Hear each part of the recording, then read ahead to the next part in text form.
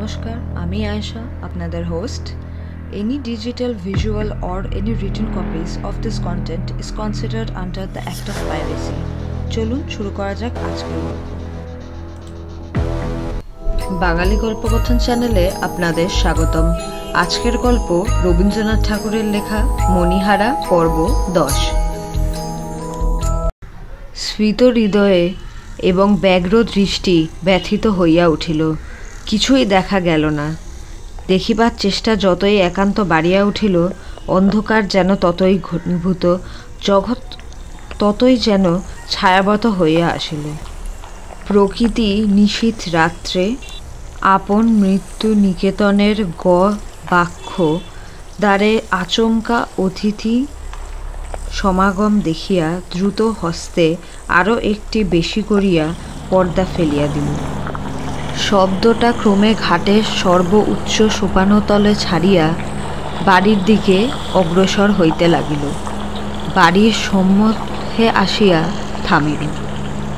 দেউড়ি বন্ধ করিয়া দারোয়ান যাত্রা শুনিতে গিয়াছিল। তখন সেই রুদ্ধ দ্বারের ওপর ঠক ঠক ঝমঝম করিয়া ঘা পড়িতে লাগিল, যেন অলঙ্কারের সঙ্গে সঙ্গে একটা শক্ত জিনিস দ্বারের ওপরে আসিয়া পড়িতেছে। ফণিভূষণ আর থাকিতে পারিল না। নির্বাণদ্বীপ কক্ষগুলি পার হইয়া অন্ধকারের সিঁড়ির দিয়া নামিয়া রুদ্ধ দ্বারের নিকট আসিয়া উপস্থিত হইল। দ্বার বাহির হইতে তালাবন্ধ ছিল। ফণিভূষণ প্রাণপণে দুই হাতে সেই দ্বার নাড়া দিতেই সেই সংঘাতে এবং তাহার শব্দে চমকিয়া জাগিয়া উঠিল। দেখিতে পাইল সে নিদ্রিত অবস্থায় উপর হইতে নিচে নামিয়া আসিয়াছিল।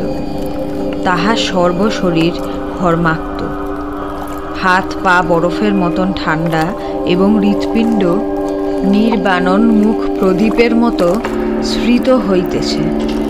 স্বপ্ন ভাঙিয়া দেখিল বাহিরে আর কোনো শব্দ নাই, কেবল শ্রাবণের ধারা তখনও ঝরঝর শব্দে পড়িতেছিল এবং তাহারই সহিত মিশ্রিত হইয়া শোনা যাইতেছিল যাত্রার ছেলেরা ভোরের সুরে তান ধরিয়াছে। তাহার পরদিনও যাত্রা ছিল এবং দারোয়ানেরও ছুটি ছিল। ফণিভূষণ হুকুম দিল, আজ সমস্ত রাত্রি যেন দেউড়ির দরজা খোলা থাকে।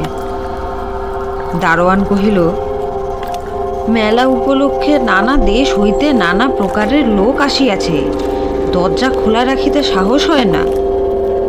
ফণিভূষণ সে কথা মানিল না। দারোয়ান কহিল, তবে আমি সমস্ত রাত্রি হাজির থাকিয়া পাহারা দিব। ফণিভূষণ কহিল, সে হইবে না, তোমাকে যাত্রা শুনিতে যাইতেই হইবে। দারোয়ান আশ্চর্য হইয়া গেল। পরদিন সন্ধেবেলায় দীপ নিভাইয়া দিয়া ফণিভূষণ তাহার শয়নকক্ষে সেই বাতায়নে আসিয়া বসিল। আকাশে মেঘ এবং চতুর্দিকে কোনো একটি অনির্দিষ্ট আসন্ন প্রতীক্ষার নিস্তব্ধতা।